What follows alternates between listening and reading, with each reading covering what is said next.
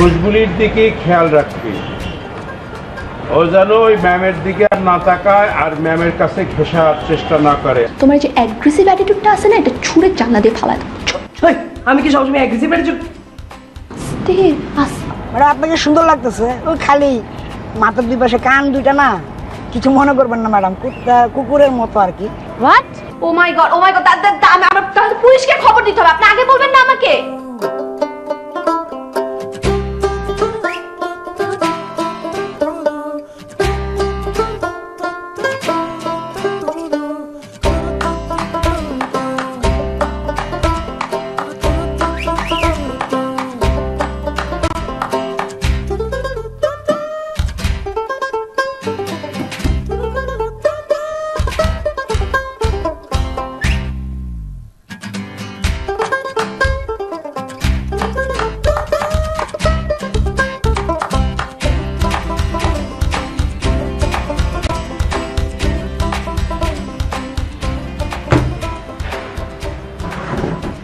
বস্তিতে লোকজন আইসে, এই তুই আসসালামু আলাইকুম, আপনি কিটা?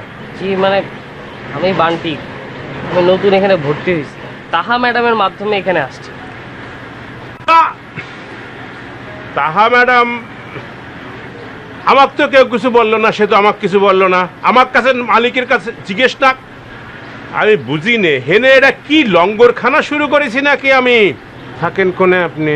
জি আমি বস্তিতে থাকি। ওকে তাহলে আমি আসি। এই শোনো শোনো শোনো, এই শোনো, আর দাঁড়াও, এনে আসো, কাছে আসো, হ্যাঁ দাঁড়াও, সোজা দাঁড়াও, হাত ছেড়ে দাও, হাত ছেড়ে দাও, হ্যাঁ হাত ছেড়ে দাও। এই বস্তির থেকে মনে করে যে তুই আবার এসেছি, গিয়েছি, খেয়েছি বলতে শুরু করে, সেটা ভালো, শুদ্ধ কথা প্র্যাকটিস করা ভালো, বলা ভালো, এগুলো তো তো একদম মনে কর যে শিক্ষিত সালমালের মতো কথা করছিস। কোনে শিখলি? জি আমার মা তো ভালো ভালো মানুষের বাসায় কাজ করতো, যখন বস্তিতে আসতো রাত্রেবেলা তখন বলতো, শিখা ফেলাইছি। ভালো ভালো ভালো, good, this is good sign, বুঝতে পারিস?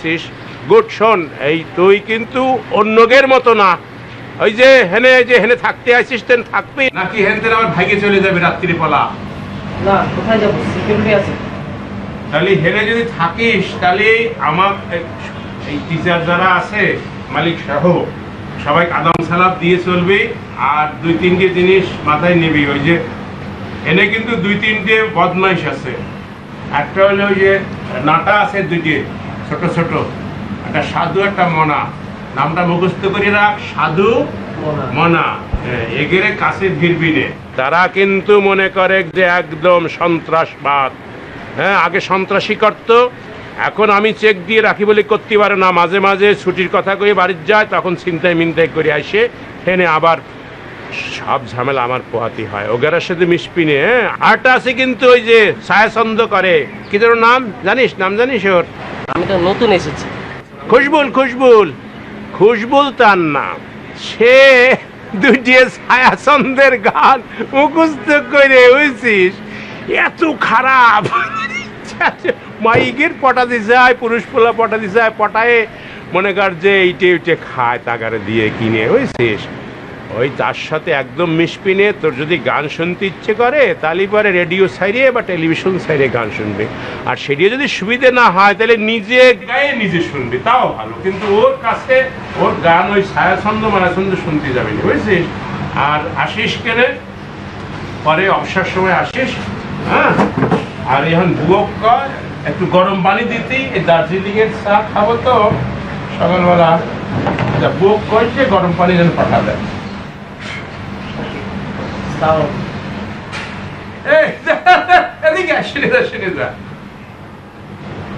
কি ওকে, আসসালামু আলাইকুম, আবার এসেছি, বুঝলাম না এত সুন্দর। তোর বাড়ি কি ওই অঞ্চলে নাকি নদীয়া শান্তিপুর? হ্যাঁ, কোনে বাড়ি? কোনে?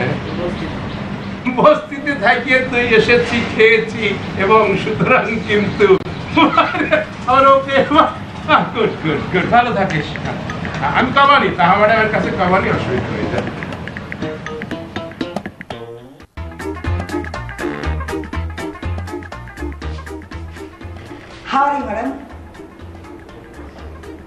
সরি, হাওয়ারি বোঝেন নাই, মানে হচ্ছে হাওয়ারি মানে হচ্ছে আপনি কেমন আছেন। ও ভালো আছি, আপনি ভালো আছেন? ফ্যান্টাস্টিক। Very good. আপনার তো অনেক উন্নতি হয়েছে। জি ম্যাডাম, উন্নতি করতে হবে, এটা কোনো উন্নতি না ম্যাডাম। অনেক ভুল করছি জীবনে, অনেক অনেক কোটি কোটি কোটি কোটি ভুল করছি, পাপ করছি ম্যাডাম, জঘন্য পাপ করছি। সাধু, আবার কি অন্যায় করেছেন? এই যে ইংলিশটা শিখলাম না, জীবনটাই তো বিতা ম্যাডাম, লাইফটা বরবাদ হয়ে গেল, মূল্য ব্যস্ত পাবো না ম্যাডাম। ইংলিশ ছাড়া ম্যাডাম মানব জীবন বিতা। ইংলিশ ছাড়া কোনো জাতি উন্নতি করছে? আপনিও কি উন্নতি করতে চাচ্ছেন?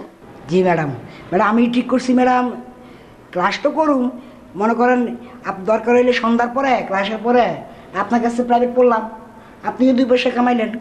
সরি, মানে প্রাইভেট, আপনি আমার প্রাইভেট পড়াইলে আপনি পয়সা টয়সা কামাইলেন। সাধু, আপনি যদি ইংরেজি শিখতে চান সেজন্য আমাকে টাকা দেওয়া লাগবে না। আপনি আমার কাছে এসে পড়বেন, আমি আপনাকে শিখিয়ে দেবো।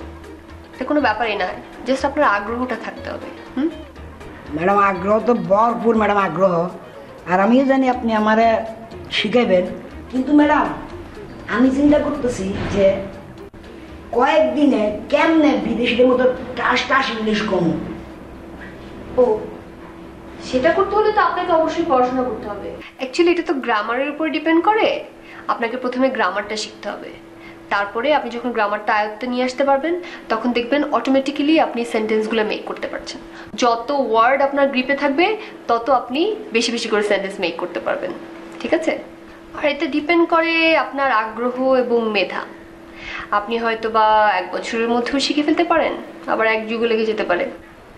এই যে ম্যাডাম এগুলা করে ম্যাডাম জাতি ধ্বংস ম্যাডাম, এত স্লো চললে জাতি উন্নতি করবো?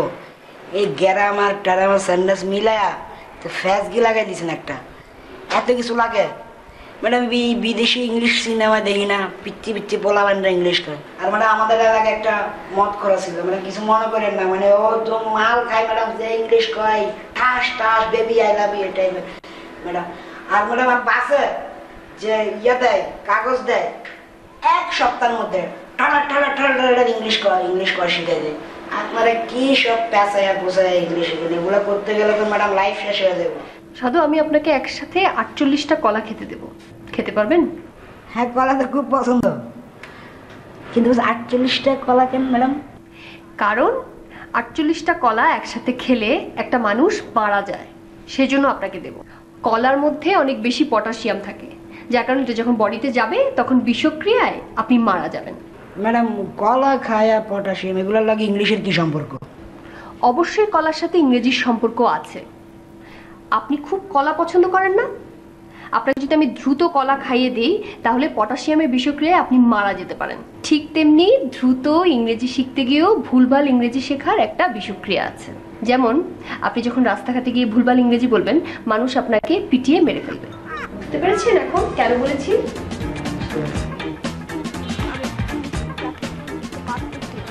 ম্যাডাম আচ্ছা কথা শেষ করেন, আমি তো কথা বলবো। বলেন খলিল ভাই। না তাহলে থাক, আপনি ফোনে কথা শেষ করেন, পরে আমার কেবিনে কথা বলবানি। না না না, আপনি বলেন, সমস্যা নেই। না আমি বুঝতে পারতেছি না ম্যাডাম, স্কুলের ম্যানেজিং কমিটি টিচার তারা যদি নিয়ম না মানে, নিয়ম ভঙ্গ করে চলে, তাহলে স্টুডেন্টরা কি শিখবে, তারা কি নিয়ম পালন করবে বলেন দিনে আমাকে। কেন, কি হয়েছে? কি হয়নি বলেন? আমার কথা কেউ শোনে না, কেউ মানে না, কোনো শোনে আবার শোনে, যেটা শোনা দরকার মনে করেন গুরুত্বপূর্ণ মনে করে, কিন্তু ভুল বোঝে না। সব জীবনে সবই গুরুত্বপূর্ণ, সবই শুনতে হবে। আমার কথা যদি প্রতিটা না শোনে তাহলে স্কুল টিকবি না, স্কুল চলবি না, বুঝছেন? এই যে একটা ছেলে হাইছে স্কুলে, বান্টি না ফান্টি, আপনার রেফারেন্সই তো, সেই ছেলেটা কি দিয়ে কি করে, তার কি স্বভাব চরিত্র, সে যে আইসে আমাকেও বলিছে, আমার কোনো অনুমতি নিছে, আর সে ছেলেটার কোনো আদব কায়দা নেই, দেখা হলে এটা সালাম দেয় না, এটা আদব দেয় না, ও কোন সময় ঘুমায়, কোন সময় খায়, কি করে, কোনে যায়, কি ব্যবহার করে, কি কথা বলে, কিছুই বুঝিনি।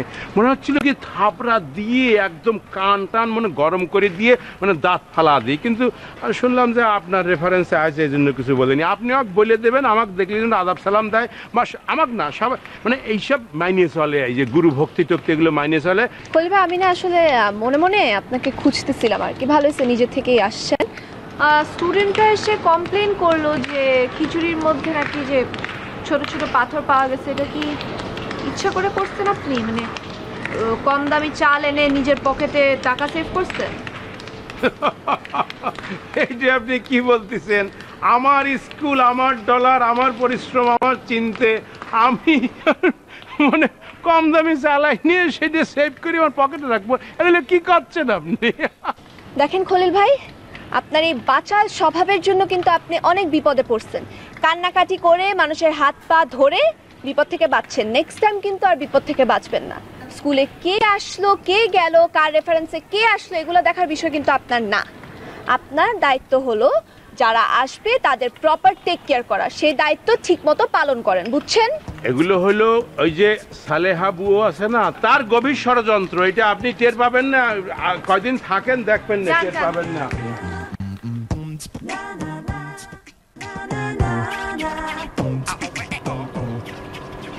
চাচা, ও চাচা, এলাম সামান। বাড়তি আরে বাজান, তুমি বললে কি চাল হয়ে যাইছো? আর সুবহানাল্লাহ।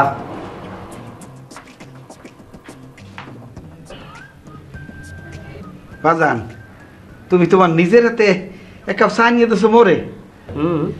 বাজান, আজ যে মই কি খুশিটা হইছি হ্যাঁ তোমার আমি বুঝাইতে পারবো না। আজ পর্যন্ত এই স্কুলে কেউ এইরকম এক কাপ চা নিয়ে আমার হাতে দে নাই।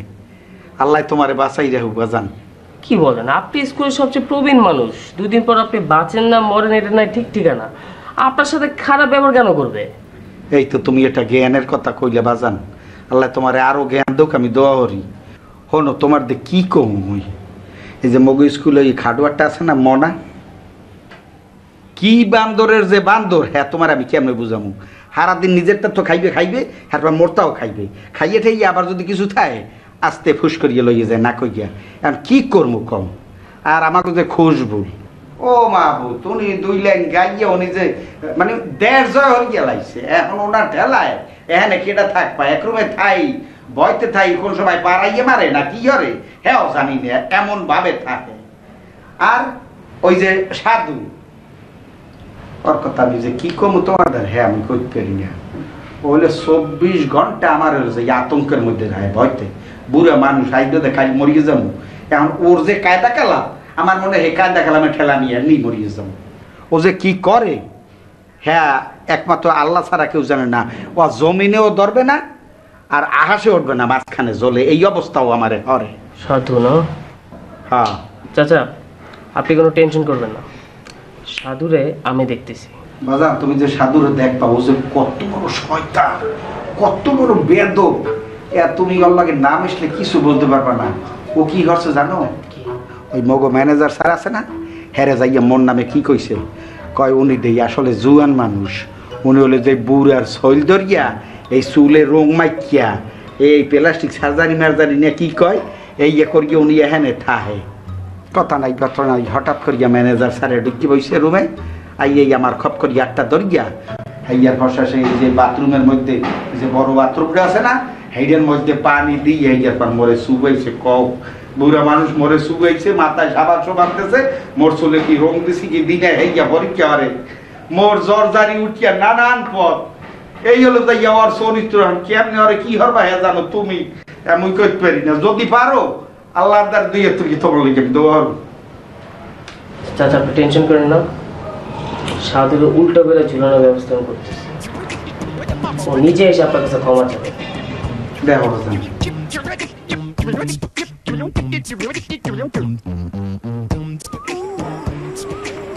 কি অবস্থা, এই ছেলেগুলোকে নিয়ে না আর পারি না জানো, সহ্য এত শেখানোর চেষ্টা করছি তাও কোনো কিছু হচ্ছে না। তুমি করছিলে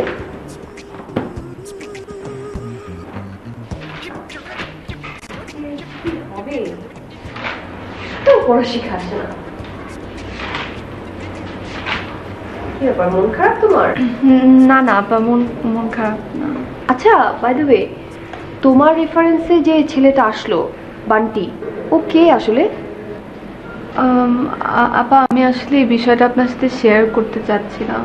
মানে ও আসলে আমার ক্লাসমেট, মানে ও মানে আমাকে পছন্দ করে তো, আর এখানে পড়ানোর কারণে আমি ওকে খুব একটা বেশি টাইম দিতে পারছি না দেখে ও না ক্রেজি হয়ে মানে একদম একটা জিদ করে আর কি এখানে ভর্তি হয়েছে। তো মানে আমি বুঝতে পারছি না কি করবো। আর ও এমনিতেও বিদেশে চলে যাবে, ও চাচ্ছে যে আমি আর ও একসাথে অস্ট্রেলিয়া সেটেল হই, কিন্তু বিষয়টা নিয়ে আমি আসলে কি করবো আমি ঠিক বুঝতে পারছি না।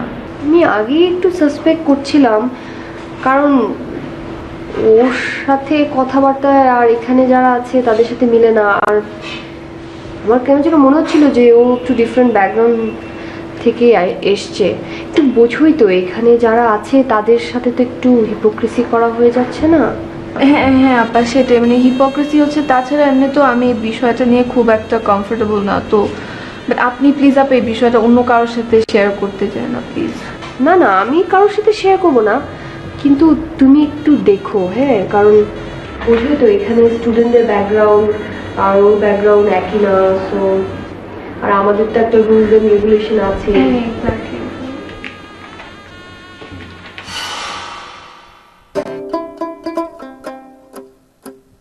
আপনিও তো ওকে ফলো করছেন, তাহলে দোষ তো আপনি ওর মতোই করলেন।